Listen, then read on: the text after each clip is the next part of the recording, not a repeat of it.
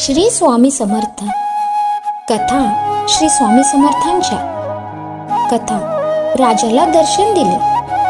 श्री स्वामी अक्कलकोटला राहू लागल्यामुळे स्वामींच्या कृपेने अक्कलकोटची कीर्ती 10 दिशांना पसरली. भक्तजनांची वर्दळ अक्कलकोटला वाढली. स्वामींनी भक्तांवर कृपा केली आणि अनेक चमत्कार केले. पण हे करताना आपली प्रसिद्धी व्हावी, आपला भक्त संप्रदाय वाढावा असे श्री स्वामींना कधीच वाटले नाही. त्यामुळे स्वामी सहसा गावात राहत नसत. कधी सोडप्पाच्या घरी तर कधी रानावनात राहत. अक्कलकोटला कुणीतरी संत महात्मे आले आहे, त्यांच्या कृपेने भक्तांचे कल्याण होत आहे, अक्कलकोटचे नाव दूरदूरपर्यंत पोहोचले आहे अशी स्वामींची कीर्ती राजाच्या कानावर गेली. स्वामींना बघावे, भेटावे, त्यांचा आशीर्वाद घ्यावा असे राजाला मनोमन वाटायचे. पण राजा कधीही स्वामींच्या दर्शनाला गेला नाही. एकदा राजा आपल्या